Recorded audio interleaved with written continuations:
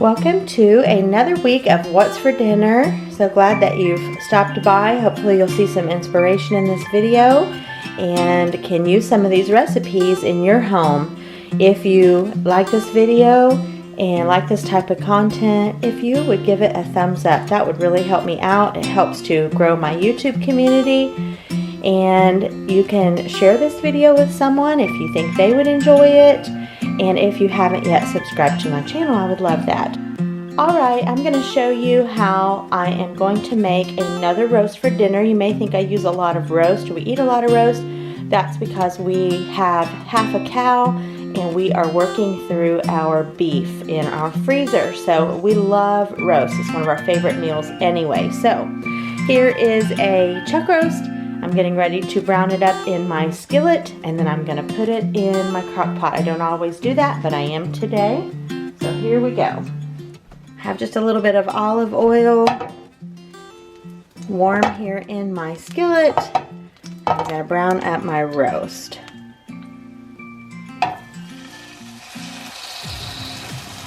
Alright, we've got a nice chuck roast here. It's going in my skillet. I've got some olive oil that's heated in there.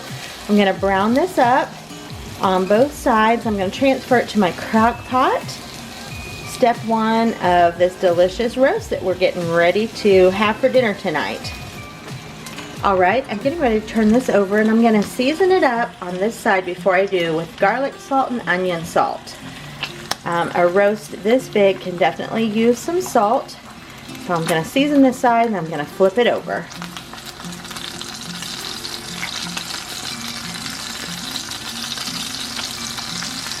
Alright, season pretty liberally with that.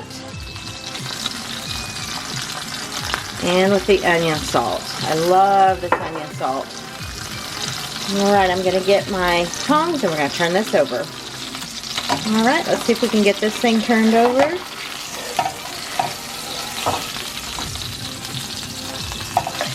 Wonderful. Okay, that's looking good. I'm going to season this other side with the garlic salt and the onion salt. I'm going to get it in the crock pot. I'll show you the next step in just a second.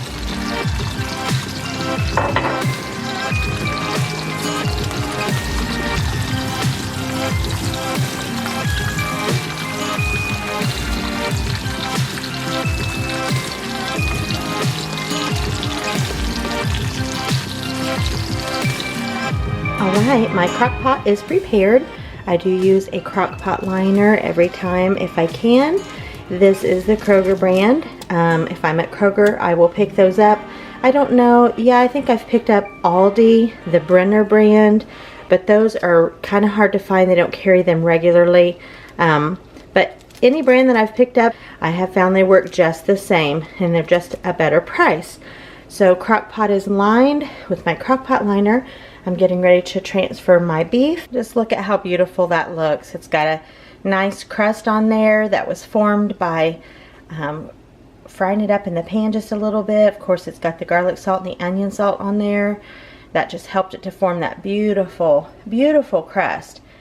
So here are my ingredients for the delicious gravy for this roast. I got this recipe years ago from a preacher's wife. They were traveling through and had visited our church, and we had them for dinner, and we got to talking about beef roast, and she told me about her favorite recipe. And so she said, you have your beef roast, you use a package of brown gravy, 2 cans of cream of mushroom soup, and those 2 ingredients make a delicious gravy on the beef as it cooks in your crock pot. I decided I'm going to add some minced onion, and then today I'm going to add a sprig of this beautiful rosemary. Isn't this gorgeous? My son Gunnar and my daughter-in-law Abigail got me this beautiful pot as part of my Mother's Day gift, and rosemary pairs really nice with beef. It's kind of a heartier herb, kind of a stronger flavor that can really enhance a strong beef flavor, which, you know, beef is good and flavorful. So I'm going to break off a sprig of this. I'm going to put that in with it. And so what happens as this cooks with your pot roast, it just makes a delicious gravy that you can spoon over your mashed potatoes, I've made this recipe many times. It's probably my most used beef roast recipe through the years. Different. I want mashed potatoes with gravy over it. I'll probably cook some carrots alongside. So I'm gonna put the rest of this together, and I haven't seen this recipe on any What's for Dinner videos. I haven't seen this recipe on Pinterest. So this would be something new, hopefully. If you haven't heard about this one, you can give this one a try.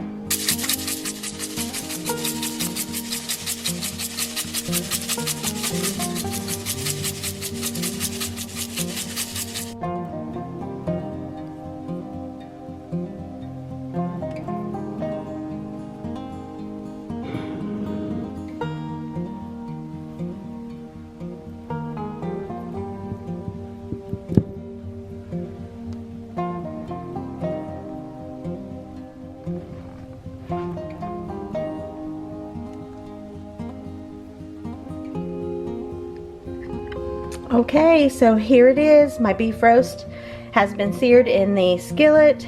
It was seasoned with garlic salt, onion salt, and now into my crock pot lined with my crock pot liner. On top of the roast directly, I sprinkled a package of brown gravy, the dry mix. On top of that, I have spread over this nice coating of cream of mushroom soup. You can use 1 can or 2. I'm going for 2 because it's a decent sized roast and I want plenty of gravy. On top of cream of mushroom soup, I've generously sprinkled black pepper. And I don't know about you, but I think black pepper and cream of mushroom soup, they just are perfect partners. I like to go heavy on the pepper.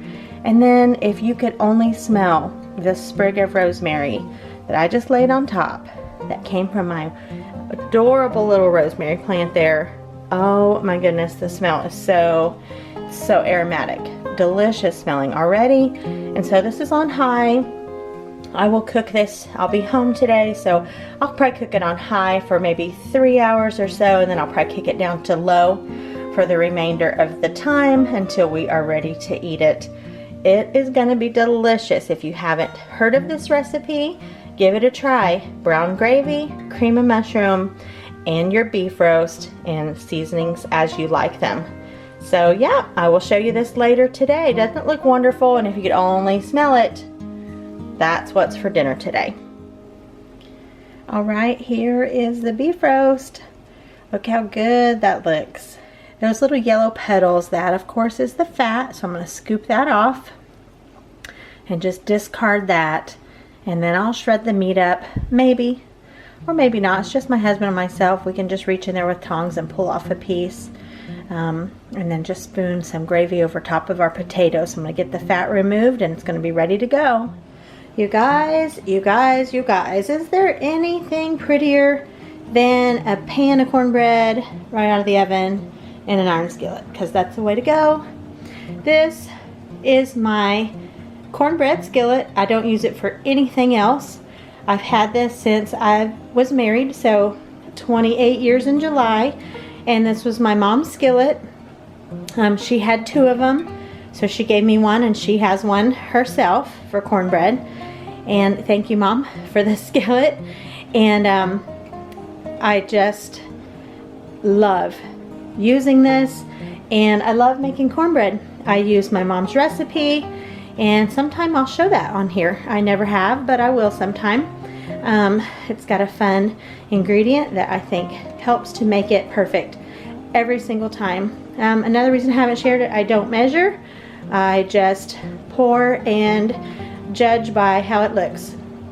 That's how I cook a lot of these Southern style recipes that I grew up having, is I just make them the way my mom made them. She probably makes them the way her mom made them, and so, you know, we just cook that way. That's our style of cooking. So I just couldn't resist picking up the camera and showing you this delicious cornbread that just came out of the oven. So what I do is let it sit here for just literally maybe 1 minute, and then I will turn it out on a plate. It comes out perfect every time. That's what a good seasoned iron skillet does for you. And then I just turn it back over because I like to serve it with this side up. And yeah, so that's going along with our beef roast dinner tonight. Let me show you what else I've got cooking on the stove. All right, we've got some potatoes cooking in here. We're gonna be making mashed potatoes. These are the Yukon Golds. These are the Margaret Holmes seasoned Italian green beans. I love those. And then back here, I have some carrots cooking away. Okay, so I just take the cornbread like this,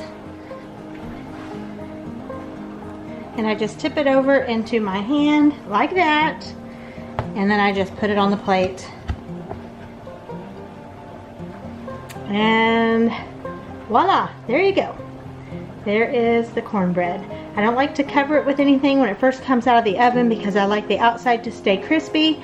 If you cover it with something, this will start getting soft, and I really like the outside to keep that little crispy crunch on it. So yeah, there's a few tips about my cornbread.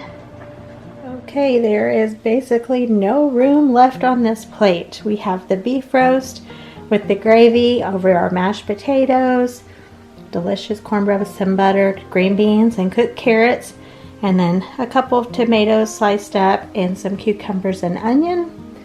That is what's for dinner tonight. We're about to dive in. Country cooking right here. All right, here's what's for dinner tonight. I picked up a rotisserie chicken at Meijer. We were on sale for $4.99. So I have a couple pieces of that with some hot sauce on it. I have a piece of the Lewis Nutty Oat Bread that I've been talking about. And I've got butter on that.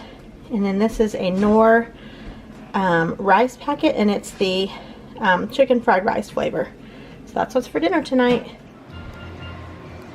Here's what we're having for dinner tonight. We have sandwiches, chips and dip. I've got pastrami and brown sugar ham, it's pepper jack cheese, and some mayonnaise, onion, and lettuce. Just a quick, easy dinner tonight, Memorial Weekend. And then we've got some delicious pasta salad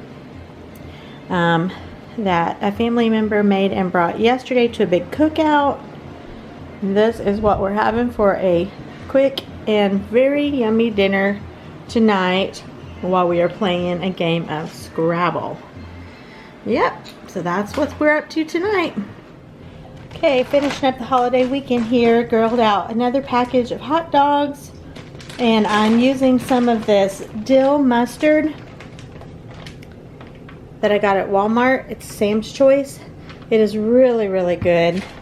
And then some pasta salad that was left from a get-together, and some Mike Sells green onion potato chips. So that's what we are having to finish out this holiday weekend. Well, I hope you did have a wonderful and blessed Memorial Weekend with your family, spending time with people you love. I hope it was wonderful. So for the last recipe I made for that weekend was a triple berry cobbler, and I am going to show you this. It's easy to put together, and again, thanks for watching these What's for Dinner videos. Give it a thumbs up, like, and share, and stay tuned for the next one.